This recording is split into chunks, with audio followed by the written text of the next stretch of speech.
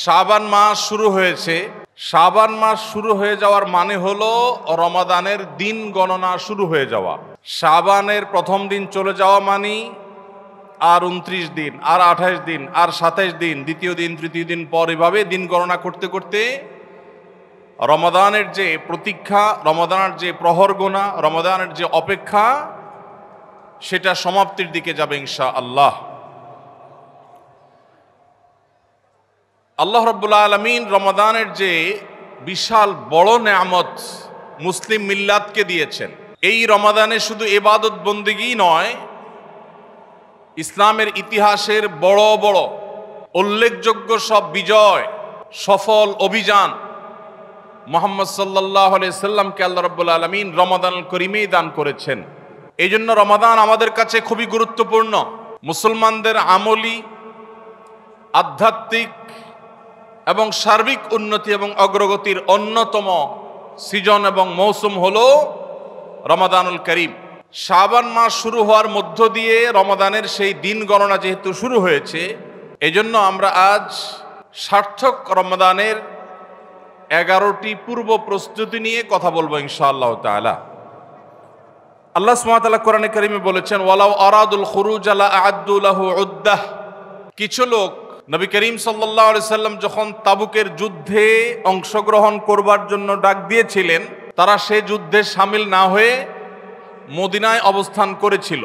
এর মধ্যে অনেকেই নানা রকমের অজুহাত, নানা রকমের আপত্তি, নানা রকমের বিভিন্ন কারণ দর্শিয়ে তারা এই যুদ্ধ থেকে পিছপা হয়েছিল। আল্লাহ রাব্বুল আলামিন কোরআনে কারিমে আয়াত নাজিল করে তাদের সে ঘড়িমসির আসল কারণ উল্লেখ করেছেন। আল্লাহ সুবহানাহু ওয়া তাআলা বলেছেন, ওয়ালাউ আরাদুল খুরুজ লা আ'আদ্দু লাহু উদ্দাহ। যদি সত্যি আল্লাহর রাহে জিহাদের ময়দানে যাওয়ার সদিচ্ছা তাদের থাকতো, তাহলে তারা আগে থেকে প্রস্তুতি গ্রহণ করত। যারা নানা রকম অজুহাত দাঁড় করাচ্ছে, এদের আসলে তাবুকের জিহাদে শামিল হওয়ার সেই সদিচ্ছাই ছিল না। যদি সদিচ্ছা থাকতো, আগে থেকে তারা প্ল্যান, প্রোগ্রাম, পরিকল্পনা সেগুলো তারা করত। তো আল্লাহ রাব্বুল আলামিন ঠিক একইভাবে রমজান মাসের যে ইবাদতের বিশাল বড় অপার সম্ভাবনা আমাদেরকে দান করেছেন, এই সম্ভাবনাকে কাজে লাগাতে হলে তার জন্য যথাযথ প্রস্তুতি গ্রহণ করা জরুরি। আমাদের দেশে বেশিরভাগ মুসলমান রমাদান মাস আসলে আমরা কম বেশি নেকামলের চেষ্টা করি, কিন্তু রমাদানের অনেক আগে থেকে যে আমাদের যথাযথ পূর্ব প্রস্তুতি গ্রহণ করার কথা, দুর্ভাগ্যজনকভাবে সেই প্রস্তুতি যথাযথভাবে আমরা বেশিরভাগ লোক গ্রহণ করি না, যার ফলে রমাদান আসে, রমাদান চলে যায়, আবার রমাদান মাস আসে, আবার চলে যায়। আমাদের তেমন কোনো পরিবর্তন হয় না, আমাদের মধ্যে তেমন কোনো চেঞ্জ আসে না, আমাদের জীবনের ভিতরে তেমন কোনো দৃশ্যমান পরিবর্তন চোখে পড়ে না। এজন্য সম্মানিত ভাইরা আমার, রমাদানকে যদি আমরা যথাযথভাবে কাজে লাগাতে চাই, তাহলে যথাযোগ্য প্রস্তুতি এখন থেকে, শাবান থেকেই আমাদের গ্রহণ করতে হবে। প্রিয় নবী সাল্লাল্লাহু আলাইহি সাল্লাম বলেছেন, ইন্নাল্লাহা ইউহিব্বু ইযা আমিলা আহাদুকুম আমালান আন ইউতকিনাহ। আল্লাহ রাব্বুল আলামিন বান্দা যে কোনো কাজ করলে সেটা যদি ইতকানের সাথে করে, দৃঢ়তার সাথে করে, উত্তম উপায়ে করে, যথাযথভাবে করে, সে কাজটা যদি করার মতো করে, তো আল্লাহ তাআলা সেটাকে পছন্দ করেন এবং ভালোবাসেন। আমরা যদি রমাদান মাসে সিয়াম এবং কিয়াম, রোজা এবং তারাবি, অন্যান্য আমল ইবাদত বন্দিগি গতানুগতিকভাবে করে শেষ করি, আমরা যদি দায় সারাভাবে শেষ করি, তাহলে এটা আল্লাহ তাআলার প্রিয় পাত্রে আমাদেরকে শামিল করবে না। আর যদি রমাদানের প্রত্যেকটি ইবাদত বন্দিগি এটা হয় ইতকানের সাথে, এটা হয় দৃঢ়তার সাথে, এটা হয় সুন্দরতম উপায়ে, এটা হয় যথাযথভাবে, তাহলে সেই ইবাদত আমাদেরকে আল্লাহর প্রিয় পাত্রে পরিণত করবে ইনশাআল্লাহ। প্রিয় ভাইরা আমার, রমাদান মাসের সেই ইবাদত বন্দিগিগুলোকে যথাযথভাবে করবার প্রয়োজনেই আগে থেকেই আমাদের যথাযথ প্রস্তুতিও থাকতে হবে। কারণ কথায় আছে, যে কোনো কাজের যথোপযুক্ত এবং প্রয়োজনীয় প্রস্তুতি গ্রহণ করা মানে হলো সেই কাজটির অর্ধপূর্ণতা। যে কোনো কাজ প্রস্তুতি যত ভালো হয় কাজটা তত ভালো হয়, প্রস্তুতি যত নরমাল হয় খারাপ হয় কাজটা তত খারাপ হয়। এই জন্য আমরা রমাদান মাসকে যদি অর্থবহ এবং আমাদের লাইফ চেঞ্জিং ইবাদতের মৌসুম হিসাবে, সিজন হিসাবে গ্রহণ করতে চাই, তাহলে এখন থেকে তার জন্য আমাদের সুনির্দিষ্ট প্ল্যান পরিকল্পনা থাকতে হবে, প্রস্তুতি থাকতে হবে। আল্লাহ রাব্বুল আলামিন আমাদের সবাইকে সেই তৌফিক দান করুন। এই যে রমাদান আসছে আর কয়দিন পর, কারা কারা এই রমাদানকে সবচেয়ে সুন্দরভাবে ব্যবহার করতে চান একটু হাত তোলেন। আল্লাহ রাব্বুল আলামিন আমাদের সবার হাতগুলো কবুল আর মঞ্জুর করুন, বলুন আমিন। আল্লাহ আমাদেরকে রমাদানকে সর্বোচ্চ ভালোভাবে ব্যবহার করার তৌফিক দান করুন। ভাইরা আমার, এই রমাদান মাস আসার বহু আগে থেকেই আমাদের সোনালী যুগের স্বর্ণ মানবেরা যারা ছিলেন, মুহাম্মদুর রাসূলুল্লাহ সাল্লাল্লাহু আলাইহি ওয়াসাল্লামের হাতে গড়া সাহাবা একরাম, সাহাবীদের শিষ্যত্ব পাওয়া, সান্নিধ্য পাওয়া, তাদের সান্নিধ্যের সৌরভে স্নিগ্ধ হওয়া সেই তাবেঈগণ, তারা রমাদানের যথেষ্ট আগে থেকে সুনির্দিষ্ট প্ল্যান প্রোগ্রাম করে প্রস্তুতি গ্রহণ করতেন। একজন প্রখ্যাত তাবেঈ আছেন, সাহাবীদের শিষ্যত্ব পেয়েছেন এরকম একজন তাবেঈ আছেন, যার নাম ছিল মুআল্লা ইবনে ইয়াজিদ। তিনি বলেছেন, সালাফ বা পূর্বসূরিগণ অর্থাৎ সাহাবী তাবেঈগণ তারা রমাদানের 6 মাস আগে থেকে, রমজান আসার 6 মাস আগে থেকে আল্লাহর কাছে দোয়া করতেন, রোনাজারি করতেন, কান্নাকাটি করতেন এই মর্মে যে আল্লাহ রমাদান মাস পর্যন্ত আমার হায়াত বাড়িয়ে দাও, আমি যেন রমজান পাই, রমজানকে যেন সুযোগকে যেন কাজে লাগাতে পারি, রমজানের সুবর্ণ সুযোগ যেন আমার হেলায় হারিয়ে না যায়, সেজন্য আল্লাহর কাছে আগে থেকে এই নিয়ামত প্রাপ্তির জন্য দোয়া করতেন। আর রমজানের পরে বাকি যে 6 মাস, এই 6 মাস তারা দোয়া করতেন, আল্লাহ রমজানে যে সমস্ত আমল ইবাদত, যে সমস্ত নেকামল বন্দিগি আপনি করার তৌফিক দিয়েছেন, সেগুলো যেন আপনি মেহেরবানি করে কবুল এবং মঞ্জুর করেন, অ্যাকসেপ্ট করেন, আপনি যেন সেগুলোকে গ্রহণ করে নেন, সেজন্য 6 মাস তারা দোয়া করতেন। তাহলে দেখা গেল সালাফে সালেহিন তাদের কাছে রমাদান এত গুরুত্বপূর্ণ ছিল যে রমজানের আগের 6 মাস এবং পরের 6 মাস রমজান ভাবনায় তারা সবসময় ডুবন্ত ছিলেন, নিমজ্জিত ছিলেন, এর মধ্যেই তারা সবসময় মগ্ন থাকতেন। অথচ আমাদের শাবানের 10, 15, 20 দিন চলে গেলেও রমাদানের আবহ আমাদের অনেকের জীবনে, আমাদের অনেকের লাইফস্টাইলে, আমাদের অনেকের প্ল্যান পরিকল্পনার মধ্যে দেখা যায় না। এজন্য ভাইরা আমার, যথাযোগ্যভাবে রমজানকে যদি আমরা কাটাতে চাই, এর সঠিক ব্যবহার যদি করতে চাই, যেই প্রস্তুতিগুলো লাগবে 11টি প্রস্তুতি, যেগুলো আমাদের রমজানকে সার্থক করতে পারে ইনশাআল্লাহ, তোর মধ্যে সর্বপ্রথম যে প্রস্তুতিটি দরকার সেটি হলো রমজান মাস শুরু হওয়ার আগে থেকেই, যথেষ্ট আগে থেকেই তওবা এবং ইস্তেগফার করতে হবে। কি করতে হবে ভাই? তওবা ইস্তেগফার কেন করবেন? তওবা ইস্তেগফার তো সারা বছরের রুটিন আমল। রমাদানকে কেন্দ্র করে রমজান মাসকে যদি আপনি সঠিকভাবে ব্যবহার করতে চান, তাহলে কেন আপনাকে তওবা ইস্তেগফার করতে হবে? কারণ হলো তওবা এবং ইস্তেগফার এর মাধ্যমে আমরা আল্লাহর রহমতের উপযুক্ত হব। মক্কার মসজিদুল হারামের ইমাম শেখ আব্দুর রহমান আস-সুদাইস হাফিজাহুল্লাহ, তার কাছে সৌদি আরবের কিছু যুবকরা এসেছিলেন, এসে বললেন, শেখ,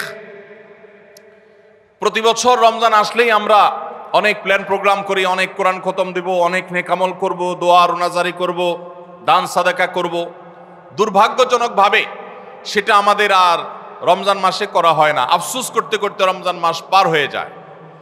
আপনি আমাদেরকে পরামর্শ দিন, কেন আমাদের প্রতি বছর জীবনে রমজান আসে অথচ সেটা সঠিক ব্যবহার করতে পারি না।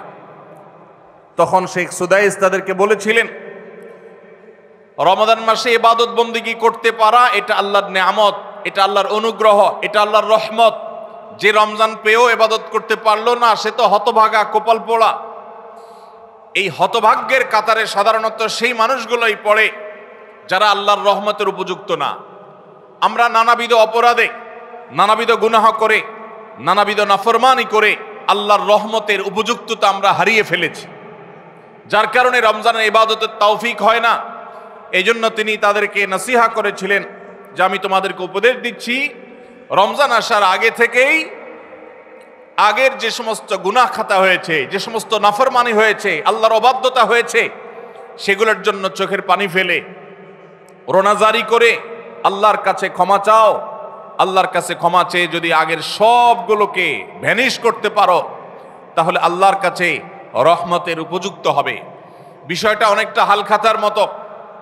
আপনার আগের দেনা দায় সব যখন পরিশোধ করে দিয়েছেন, নতুন করে আবার আপনি ধার করার, বাকিতে নেওয়ার উপযুক্ততা আপনার অর্জন হবে। ঠিক একইভাবে আমাদের নানা নাফরমানের কারণে আল্লাহর রহমত থেকে আমরা দূরে সরে গেছি।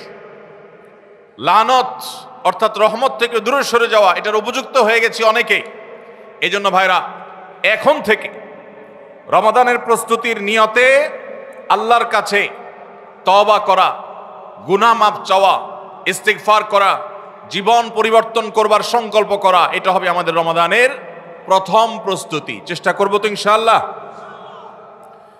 প্রতিদিন যখনই তৌফিক হয় আল্লাহর সাথে একটু কথা বলবেন, আল্লাহ আমার সমস্ত গুনাহগুলো মাফ করে দিন, আমার নাফরমানি মাফ করে দিন, আমাকে আপনি ক্ষমা করে দিন।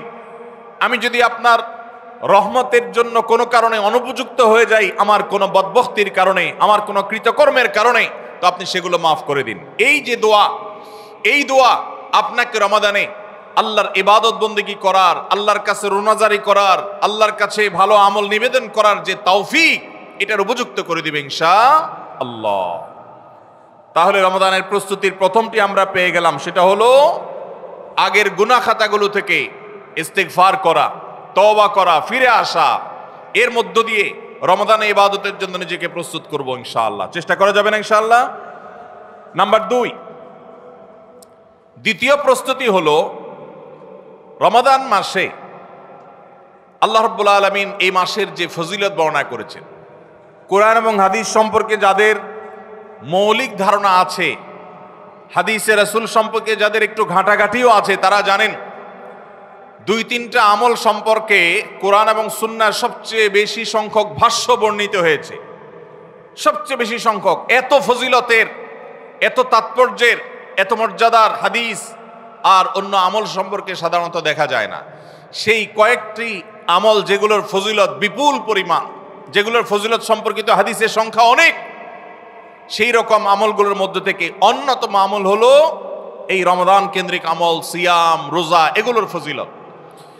তো আমাদের রমাদান কেন্দ্রিক প্রস্তুতি হিসাবে দ্বিতীয়ত যে কাজটি আমরা করতে পারি সেটি হলো এখন থেকেই রমাদান মাসের কি কি ফজিলত আছে, সিয়াম সাধনার কি কি ফজিলত আছে, রমাদানের কি কি আমল আছে, বিশেষ করে ফজিলত এবং মর্যাদার কথাগুলো আলোচনা শুরু করা। এখন থেকে বাসা বাড়িতে গোল হয়ে কোনো নির্দিষ্ট বইকে কেন্দ্র করে পাঠচক্র হতে পারে, গ্রুপ স্টাডি হতে পারে, পর্যালোচনা হতে পারে যে রমাদান মাসের কি কি মাহাত্ম্য আছে। এক একজন এক একটা বললেন। এই আলোচনা পর্যালোচনার মধ্য দিয়ে মনোজগতে রমাদানের জন্য এক ধরনের প্রস্তুতি, এক ধরনের আবহ তৈরি হবে ইনশাআল্লাহ।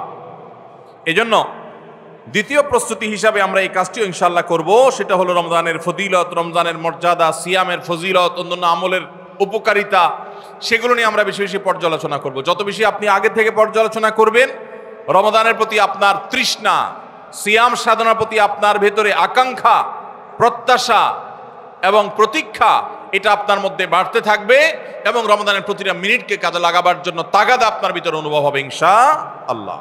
নাম্বার 3, তৃতীয় প্রস্তুতি হলো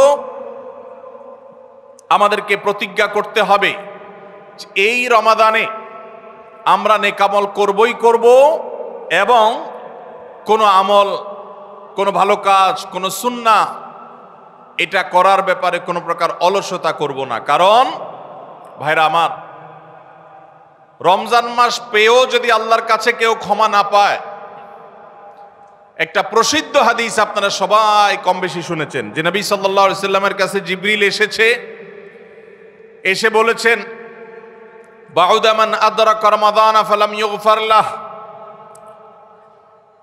যে ব্যক্তি রমজান পেয়েছে অথচ রমজানের এই বিশাল সুবর্ণ সুযোগকে কাজে লাগিয়ে সে তার জীবনের সব গুনাহগুলো মাফ করাইতে পারে নাই, সে আল্লাহর কাছ থেকে মাগফিরাত আদায় করে নিতে পারে নাই, সে জাহান্নাম থেকে মুক্ত এই ঘোষণা সে আদায় করতে পারে নাই, অথচ সে রমজান মাস পেয়েছে, এর চাইতে হতভাগা আর কে হতে পারে? তার সে ধ্বংস হোক, এই বদদুআয় নবী সাল্লাল্লাহু আলাইহি সাল্লাম আমিন বলে সমর্থন জানিয়েছেন, সায় দিয়েছেন।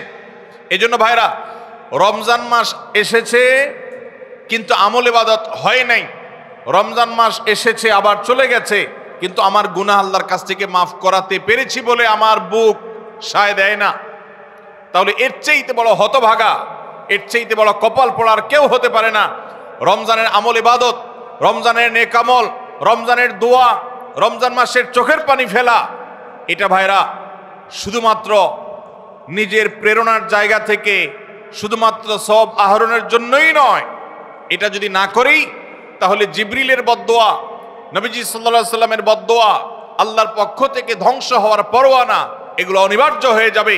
এই কথা চিন্তা করে এখন থেকে রমাদান কেন্দ্রিক প্রস্তুতির অংশ হিসাবে আমাদেরকে প্রতিজ্ঞা করতে হবে, এইবারের রমাদানের প্রতিটা দিন আমি আল্লাহর কাছে চোখের পানি ফেলে একটা নির্দিষ্ট সময় কান্নাকাটি করব, আমার গুনাহ খাতাগুলোকে মাফ করাবো, জাহান্নামীদের তালিকা আমার নাম যদি কোনো কারণে যেয়ে থাকে আমি এমনভাবে রোনাজারি করব, এমনভাবে ইস্তেগফার করব, এমনভাবে চোখের পানি ফেলবো, একান্ত নীরবে আল্লাহর সাথে কথা বলবো যেন আমার সমস্ত গুনাহগুলো মাফ হয়, জাহান্নামীদের তালিকা থেকে যেন আমার নাম কেটে যায়।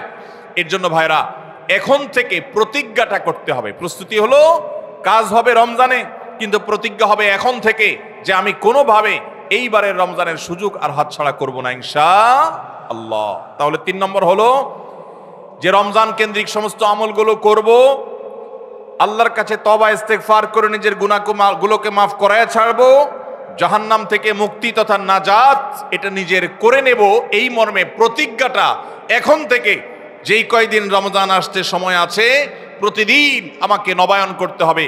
প্রতিজ্ঞা আজকেরটা যেভাবে হবে কালকেরটা আরো স্ট্রং হবে, তারপরের দিন আরো স্ট্রং হবে।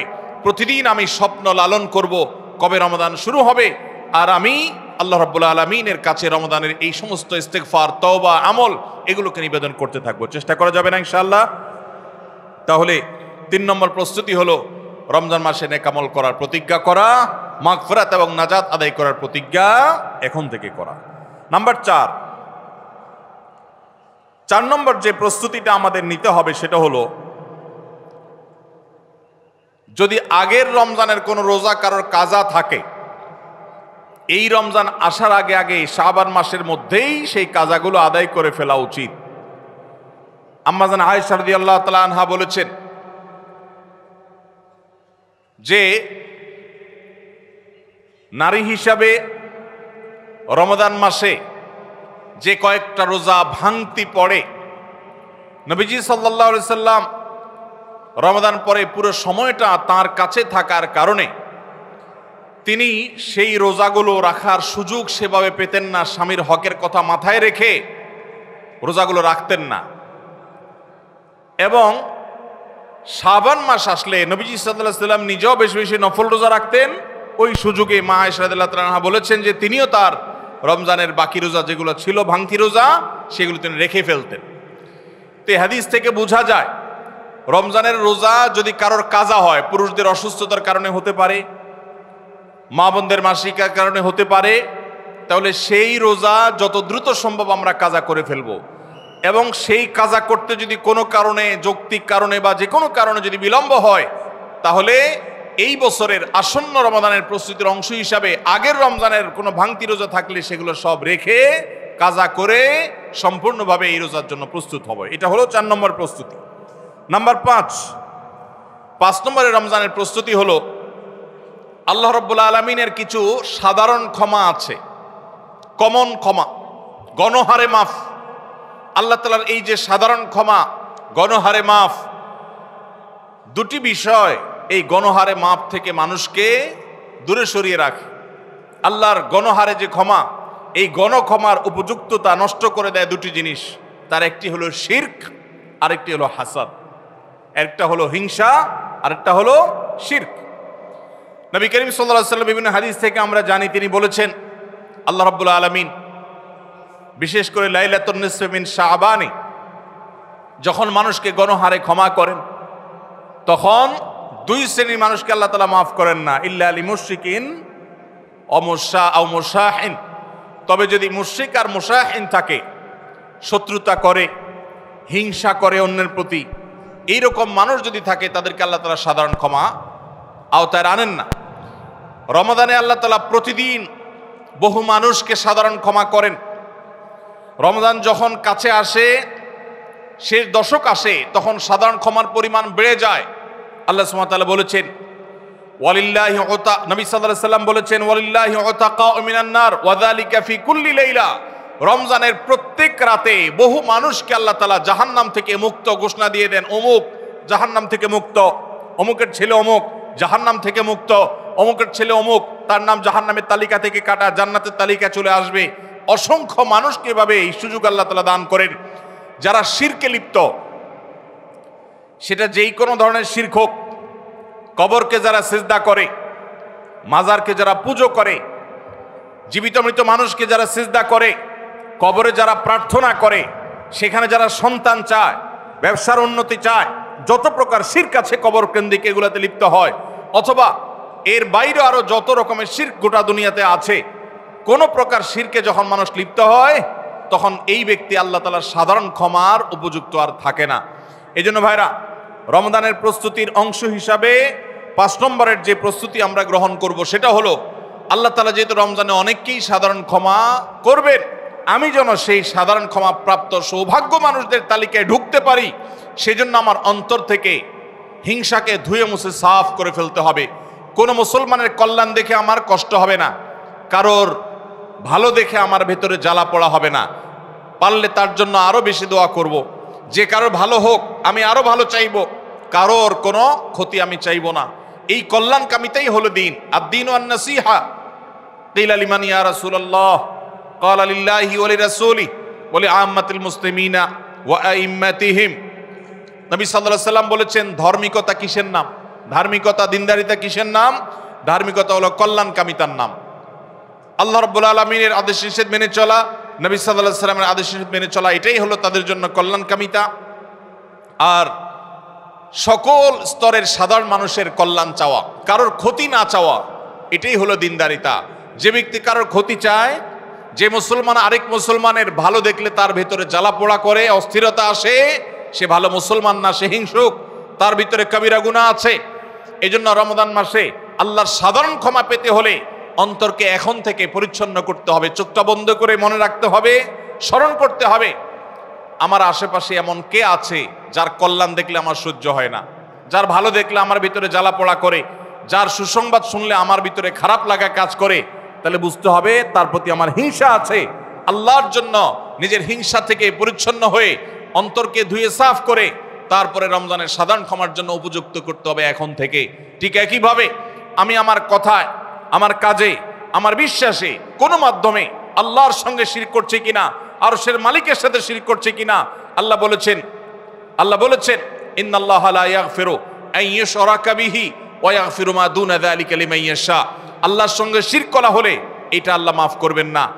শিরকের অপরাধ এটা যদি কেউ করে তওবা ছাড়া মারা যায়, আল্লাহ তাআলা এই অপরাধ ক্ষমা করবেন না, এটা আল্লাহর আগে থেকে দেওয়া ঘোষণা।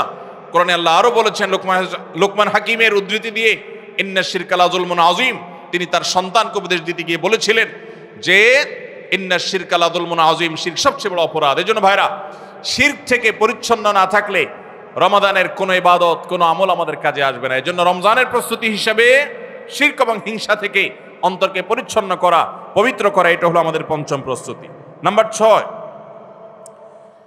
বিগত রমজান যেগুলো আমাদের জীবনে এসেছে, সেই সমস্ত রমাদানে কেন আমার আমল ইবাদত হয় নাই? রমজান আসার আগে নিয়ত করছি কোরআনটা খতম দিব, কিন্তু দিতে পারি নাই।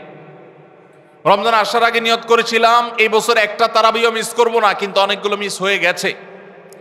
রমজান আসার আগে নিয়ত করেছিলাম এই বছর রমজান থেকে এই ধূমপান করা ছেড়ে দিব, কিন্তু অনেকে ছাড়তে পারেন নাই। রমজান আসার আগে নিয়ত ছিল এই বছর রমজানে একটা খারাপ জিনিসও মোবাইলে টিভিতে দেখব না, কিন্তু সেই প্রতিশ্রুতি রাখতে পারি নাই। কেন পারি নাই? বিগত রমজানের সমস্ত আমল নামা নিয়ে বসতে হবে এখন থেকে, শাবান থেকে, আজকে থেকেই, যে আমার গত রমজানে আমল ইবাদতের ক্ষেত্রে প্রতিবন্ধকতা বাধাগুলো কি কি ছিল একটা একটা করে সম্ভব হলে লিখে ফেলবেন। নাম্বার 1, আমি তারাবিটা নিয়মিত পড়তে পারি নাই কারণ অমুক অমুক বন্ধুর সাথে আড্ডায় যেতে হয়েছে, তাহলে এটা আমার একটা বাধা। আমি হারাম জিনিস থেকে বেঁচে থাকবো কিন্তু পারি নাই কেন? কারণ ফেসবুকে ঢুকছে একটা কাজে, সেখান থেকে আমার আরো 5টা অকাজ করা লাগছে, তাহলে এটা আরেকটা কারণ ফেসবুক। এইভাবে একটা একটা করে আপনি যদি কারণ লেখেন, লেখার পর আসন্ন রমাদানকে অর্থবহ এবং সার্থক করবার স্বার্থে এবং প্রয়োজনে সেই চিহ্নিত কারণগুলো একটা একটা ধরে হিম্মত করে সৎসাহস করে আল্লাহকে সন্তুষ্ট করবার আশায় ছুঁড়ে ফেলে দিতে হবে নিজের জীবন থেকে। এই সংকল্প এবং এই কাজটা যদি আপনি করতে পারেন, তাহলে ইনশাআল্লাহ আপনি দেখবেন আপনার এই রমজান আপনার জীবনের শ্রেষ্ঠ রমজান হয়েছে। ভাইরা আমার, নবী করিম সাল্লাল্লাহু আলাইহি সাল্লাম তাঁর জীবদ্দশায় কয়টা রমজান পেয়েছেন? মাত্র 8টা রমজান পেয়েছেন। দ্বিতীয় হিজরিতে রমজানের রোজা ফরজ করা হয়েছে, দশম হিজরিতে আল্লাহ তাকে দুনিয়া থেকে নিয়ে গেছেন। মাত্র 8টা রমাদান তিনি পেয়েছেন নবী সাল্লাল্লাহু আলাইহি সাল্লাম। বহু সাহাবী আছেন তাদের জীবনে রমজান মাত্র পেয়েছেন একটা রমজান পেয়েছেন। এরপরে রমজান আসার আগে হয়তো জিহাদের ময়দানে গিয়ে শাহাদাত বরণ করেছেন। অনেক সাহাবী আছেন হয়তো 40, 45, 50 বছর বয়সে ইসলাম গ্রহণ করেছেন, এরপরে কয়েক বছরের মধ্যে দুনিয়া থেকে চলে গেছেন, রমজান পেয়েছেন অল্প কয়েকটা। আর আমরা জন্মসূত্রে মুসলমান হওয়ার সুবাদে এক একজন মানুষ 20টা, 30টা, 40টা, 50টা রমজান আমরা পেয়েছি। দুর্ভাগ্য আমাদের, সাহাবা একরাম মাত্র 2, 4, 5টা রমজান পেয়ে তাদের জীবনকে যেই পর্যায়ে নিয়ে গেছেন, আমরা বেশিরভাগ মানুষ জীবনে 30, 40, 50টা রমজান পেয়েও আমাদের জীবনকে সে পর্যায়ে নিতে পারি নাই। ভাইরা আমার, এই জন্যই আসন্ন রমাদানকে সঠিকভাবে ব্যবহার করবার জন্য আমাদের বিগত রমজানগুলোর সমস্ত সমস্যাগুলোকে চিহ্নিত করতে হবে। কি কি কারণে আমি এর আগের রমজানগুলো সঠিকভাবে কাজে লাগাতে পারিনি, ব্যবহার করতে পারিনি, সেগুলো একটা একটা করে দূর করতে হবে। যেমন সোশ্যাল মিডিয়া, ফেসবুক, ইউটিউবের আসক্তি, এটা আমার আগের বছর রমাদানের যে ইবাদত, এটার ক্ষেত্রে প্রতিবন্ধকতা ছিল। তাহলে এই বছরের ইবাদতের প্রস্তুতির অংশ হিসাবে এই সোশ্যাল মিডিয়া, ফেসবুক আমার মোবাইল থেকে আনইনস্টল করে ফেলতে হবে। চেষ্টা করা যাবে না ইনশাআল্লাহ? ভাইরা আমার, যদি ফেসবুক আমার আমল ইবাদতের প্রতিবন্ধকতা তৈরি করে, তাহলে ফেসবুককে আল্লাহর জন্য কোরবানি করবেন রমজান মাস উপলক্ষে। কারা কারা প্রস্তুত আছেন হাত তোলেন। বুঝে শুনে হাত তুলছেন? বুঝে শুনে হাত তুলছেন? আল্লাহ এই হাতগুলোকে সবগুলোকে কবুল মঞ্জুর করুন। যুবক ভাইয়েরা, আপনারা ফেসবুক মোবাইল থেকে আনইনস্টল করার নিয়ত করছেন, এটার মানে কিন্তু আপনারা এক একজন আল্লাহর রাহে কোরবানি হওয়ার নিয়ত করছেন। প্রস্তুত আছেন তো ইনশাআল্লাহ? নিজেদের কোরবানি করার জন্য প্রস্তুত আছেন তো ইনশাআল্লাহ? আল্লাহ তাআলা আমাদেরকে তৌফিক দান করুন। ভাইরা আমার, রমাদানের 6 নম্বর প্রস্তুতির অংশ হিসাবে যে কাজটি করতে হবে বলছিলাম, সেটা হলো আমাদের সমস্যাগুলো কি কি হয়েছে সেগুলো চিহ্নিত করে সেগুলো দূর করতে হবে। আর 7 নম্বর প্রস্তুতির অংশ হিসাবে আমরা যেটি করব সেটা হলো রমাদান কেন্দ্রিক সমস্ত আহকাম এবং মাসাইল, বিধিবিধানগুলো আমাদের শিখে ফেলতে হবে। এটা রমজানের প্রস্তুতি। আমাদের দেশে অনেক মসজিদে ইমাম সাহেবরা তালিম করেন রোজা ভঙ্গের কারণ কি, রোজা মাকরুহ হওয়ার কারণ কি, রোজার জন্য ক্ষতিকর বিষয়গুলো কি কি, এগুলো রমজান মাসে বিভিন্ন নামাজের পরে তালিম করেন। এটা একটা ভালো চেষ্টা, কিন্তু এই কাজটা যদি আমরা শাবান মাস থেকে নিজস্ব উদ্যোগে করি সেটা হবে আরো ভালো চেষ্টা। কথা কি বুঝে আসছে ভাই? তাহলে রমজান আসার আগে থেকেই আমরা মাসাইলের তালিম, মাসাইলের শিক্ষা, জ্ঞান অর্জন, রমজানের বিধিবিধানগুলো আমরা জানার চেষ্টা করব। এটা হবে পার্ট অফ প্রিপারেশন ফর রমাদান। রমজানের জন্য প্রস্তুতির অংশ হিসাবে আমাদের এখন থেকে রমজান এবং সিয়ামের মাসাইলগুলো জানতে হবে। আল্লাহ আমাদের সবাইকে আমলের তৌফিক দান করুন। 8 নম্বর হলো রমজানে যে আমলগুলো করবেন এখন থেকে সেগুলোর ওয়ার্ম আপ এবং রিহার্সেল শুরু করে দিবেন, প্রস্তুতি শুরু করে দিবেন, চর্চা শুরু করে দিবেন। কারণ মানুষ দাঁড়ানো অবস্থায় হঠাৎ করে জোরে দৌড় দিতে পারে না। একটা গাড়ি সেটা দাঁড়ানো অবস্থায় হঠাৎ করে 100, 150, 110, 20 গতিতে চলতে পারে না। প্রথম 10, 20 হয়, এরপরে 40, 60 হয়, এরপর আস্তে আস্তে 100 বা 110, 20 হয়। এই জন্য রমজান মাসে যদি আপনি বিপুল পরিমাণ ইবাদত করতে চান, অনেকে আছেন অপেক্ষা থাকেন রমজানের চাঁদ উঠলে সব শুরু করব। এদের দ্বারা জীবনে কিছুই হয় না। যারা আসলেই রমজানে কিছু করতে চায় তারা এখন থেকে শুরু করবে। রমজানে আমরা রোজা রাখবো, নবী সাল্লাল্লাহু আলাইহি সাল্লাম শাবান থেকে নফল রোজা রাখার অভ্যাস শুরু করতেন। রমজানে আমরা দোয়া করব, এখন থেকে দোয়ার রিহার্সেল শুরু করা, প্রস্তুতি শুরু করা। যে কোনো গুরুত্বপূর্ণ কাজের আগে মহড়া শুরু হয়, তারপরে মূল কাজ শুরু হয়। এই জন্য শাবান মাস থেকে আমাদের প্রস্তুতি চলতে হবে, চেষ্টা করা যাবে না ইনশাআল্লাহ। তাহলে 8 নম্বরের প্রস্তুতি হলো যেই আমলগুলো রমজানে করব সেগুলোর রিহার্সেল, সেগুলোর প্রস্তুতি, ওয়ার্ম আপ এখন থেকে শুরু হবে। নাম্বার 9, রমজান মাসের দিন এবং রাত যেভাবে কাটাবেন তার জন্য একটা প্ল্যান করে ফেলবেন, সুন্দর করে একটা স্কেডিউল করে ফেলবেন, রুটিন করে ফেলবেন যে আমি কোরআন তেলাওয়াতটা কোন সময় করব। দিনের কোন সময়টাতে আমি কোরআন তেলাওয়াতের জন্য টাইম বরাদ্দ রাখলে সেটা মিস হবে না। হতে পারে ঘুমানোর আগে, হতে পারে ফজরের পরে। কোন টাইমটা আমার সবচাইতে কোরআন তেলাওয়াতের জন্য নিরাপদ টাইম সেটা আমি ফিক্স করব। এই ঠিক একইভাবে আমি আল্লাহর কাছে রোনাজারের জন্য ভালো সময় কোনটা সেটা ঠিক করব। আমরা আমাদের আসুন্নাহ ফাউন্ডেশন থেকে আপনারা জানেন রমজান প্ল্যানার নামে একটা প্ল্যানার তৈরি করেছি রমজানকে অর্থবহ করবার জন্য। এবছর আরেকটা নতুন বই আমাদের আসছে সামনের সপ্তাহে ইনশাআল্লাহ, মাহে রমজানের 27টি আমল, মাসনুন আমল কোরআন সুন্নাহর আলোকে। প্রত্যেকটা খুঁটিনাটি আমলকে আলাদা আলাদা করে উল্লেখ করা হয়েছে, খুব ছোট্ট ছোটি বই। উদ্দেশ্য রমজানকে অর্থবহ করা। অতএব রমজানকে অর্থবহ করবার জন্য আপনার প্ল্যান করতে হবে আগে থেকে, সেটা এখন থেকেই, যে আপনি কখন কোন কাজটা করবেন, কোন আমলটা করবেন, কোন ভালো কাজটা করবেন। এগুলো যদি আগে থেকে প্ল্যান হয় দেখবেন কাজটা করা সহজ হয়েছে। নাম্বার 10, রমজানের প্রস্তুতির অংশ হিসাবে চাঁদ দেখার চেষ্টা করতে হবে। চাঁদ দেখা, আজকাল চাঁদ দেখার আমলটা বিলুপ্ত হয়ে গেছে, অনেকটাই হারিয়ে যাচ্ছে। চাঁদ দেখা কমিটি ছাড়া সাধারণ মানুষ চাঁদ দেখতে আমরা ভুলে গেছি। আমরা চাঁদ দেখি কিন্তু ফেসবুকে, আকাশে না। চাঁদ কি ফেসবুকে দেখবেন না আকাশে দেখবেন? সবাই যদি চাঁদ ফেসবুকে খোঁজেন তাহলে আকাশে সরকারি কিছু লোক খুঁজবে, হেলাল কমিটির লোকজন খুঁজবে। হেলাল কমিটির লোকদের উপরে ভরসা করে যদি এই কোটি কোটি মানুষ তাদের রোজা রাখে তাহলে প্রায় বছর দেখেন গন্ডগোল লাগে। চাঁদ উঠছে আবার উঠে নাই, উঠে নাই ঘোষণা হয়ে আবার 11টা বাজে 10টা বাজে উঠছে। এই ঘটনা হয় না? হয় না?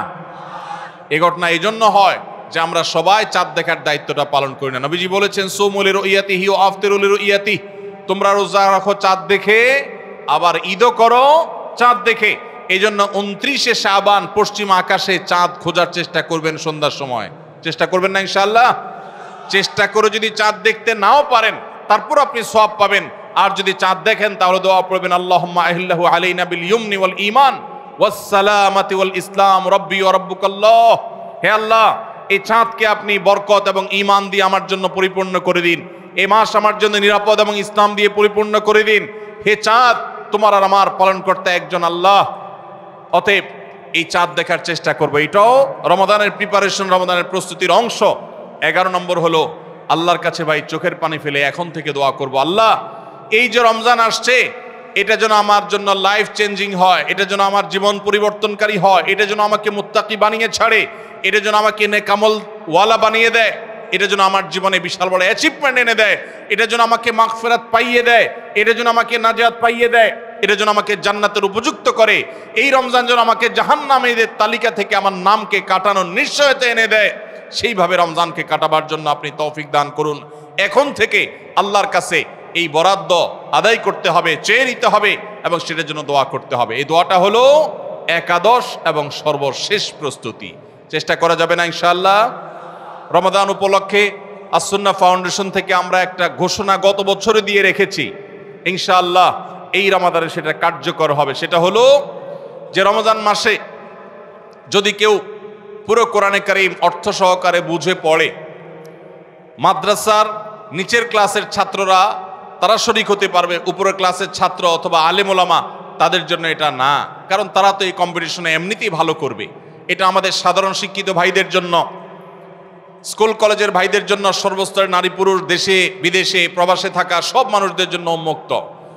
অনলাইনে নিজস্ব ওয়েবসাইটে আমরা এই পরীক্ষা নিয়ে থাকি। 6টি ধাপে সারা বছর নেওয়া হয়েছে। এখন সামনে রমাদানে যেটা হবে সেটা হলো মূল, যে কেউ যারা আগের কোনো ধাপে পরীক্ষা দেয় নাই তারাও সবাই দিতে পারবে।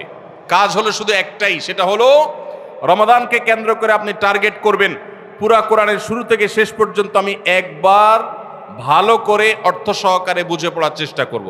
চেষ্টা করা যাবে না ইনশাআল্লাহ? আল্লাহ তাআলা কি বলেছেন পুরা কোরআনে আমরা অনেকেই পড়তে চাই, জানতে চাই, কিন্তু হয়ে ওঠে না।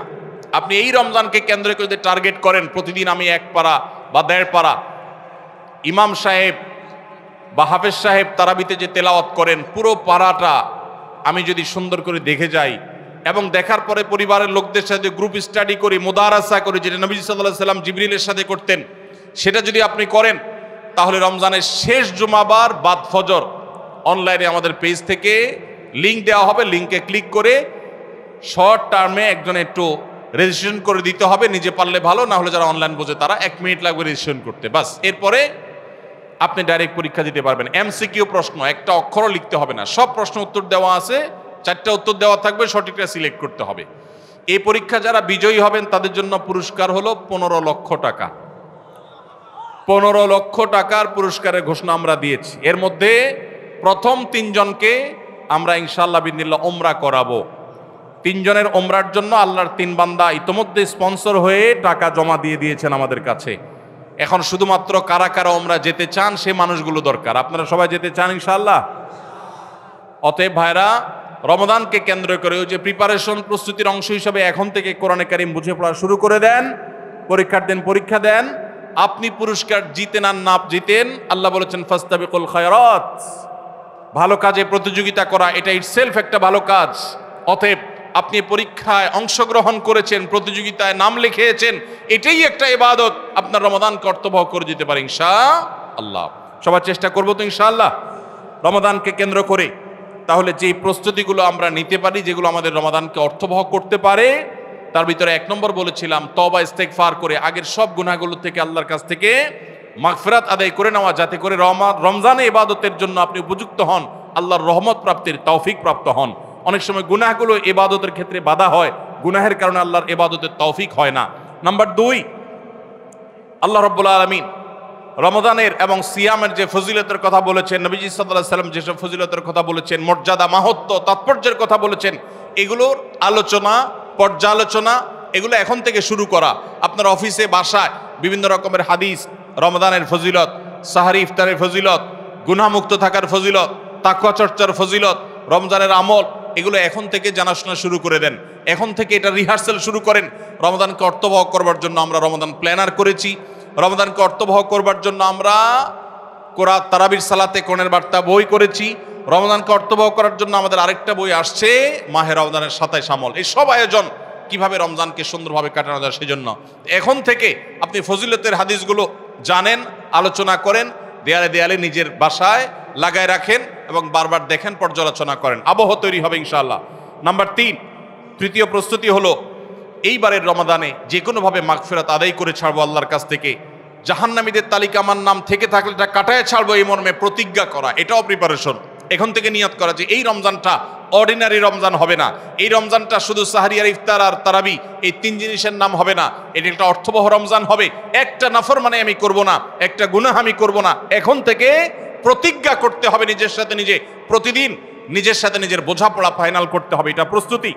নাম্বার 4, বিগত রমাদানের যদি কোনো রোজা কাজা হয়ে থাকে সেগুলো সব আদায় করে শেষ করতে হবে শাবানের মধ্যে। নাম্বার 5, শিরক এবং হাসাদ, হিংসা, এগুলোর কারণে আল্লাহর সাধারণ ক্ষমার উপযুক্ততা মানুষ হারিয়ে ফেলে, সেগুলো থেকে মুক্ত থাকার প্রতিজ্ঞা করে মুক্ত থাকার জন্য চেষ্টা করতে হবে এখন থেকে। যে শিরক থেকে থাকলে জীবনে কখনো সে শিরক থেকে মুক্ত হওয়া, অন্তরের কারো প্রতি হাসাদ থাকলে সেটাকে দূর করা, তার কল্যাণকামী হওয়া, এগুলোর মধ্য দিয়ে রমজানে যে সাধারণ ক্ষমা হবে তার জন্য নিজের উপযুক্ততা তৈরি করা, এটাও রমজানের প্রস্তুতির অংশ। নাম্বার 6,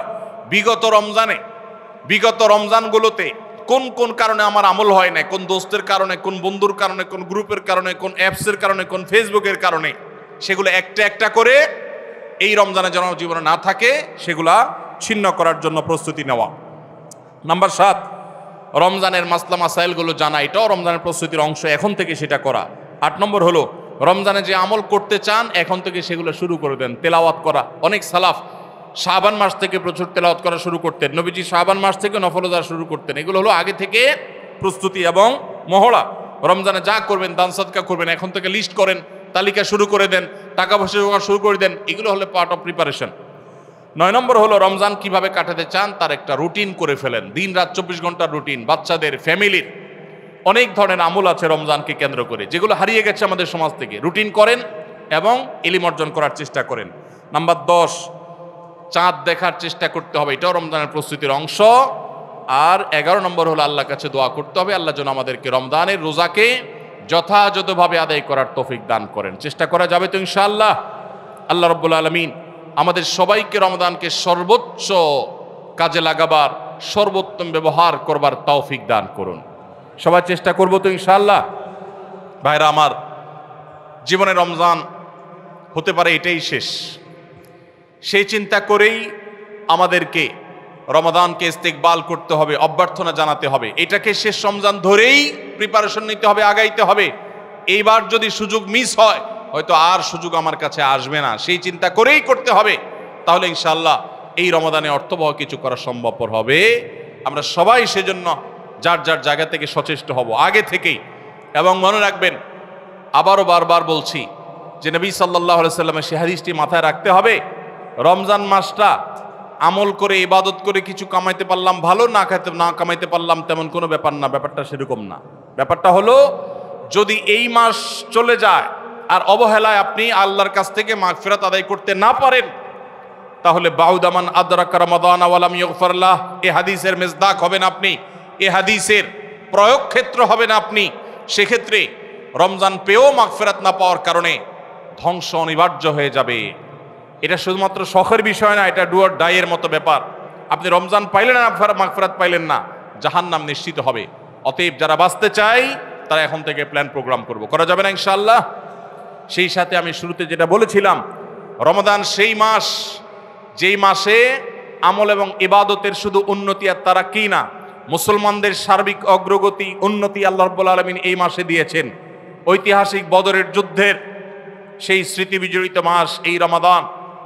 মক্কা বিজয়, বড় বড় ঘটনা ইসলামের ইতিহাসে, বড় বড় সাফল্য আল্লাহ তাআলা রমাদানে দিয়েছেন। অতএব সেই জন্য নিজেদেরকে প্রস্তুত করতে হবে, প্রস্তুতি এখন থেকে গ্রহণ করতে হবে। এবং বাংলাদেশের এই মাটি আল্লাহ রাব্বুল আলামিন যেন দ্বীনের জন্য, ঈমানের জন্য, কোরআনের জন্য, সুন্নাহর জন্য কবুল করেন। এদেশের মুসলমানদের অন্তরের অন্তঃস্থলে যেন দ্বীনকে আল্লাহ তাআলা গেঁথে দেন। আমাদেরকে সবাইকে যেন আল্লাহ তাআলা প্র্যাকটিসিং মুসলমান বানায় দেন। নামদারি মুসলমানদেরকে আল্লাহ যেন সিরিয়াস মুসলমান বানায় দেন। নামাজি মুসলমানকে যেন আল্লাহ আখলাকওয়ালা মুসলমান বানায় দেন। আখলাকওয়ালা মুসলমানকে যেন আল্লাহ মুখলিস মুসলমান বানায় দেন। আমরা সবসময় দোয়া করবো ইনশাআল্লাহ। এই আসন্ন রমাদানকে কেন্দ্র করে সেই দোয়া আরো বাড়াতে হবে, তার প্রিপারেশন আরো বাড়াতে হবে।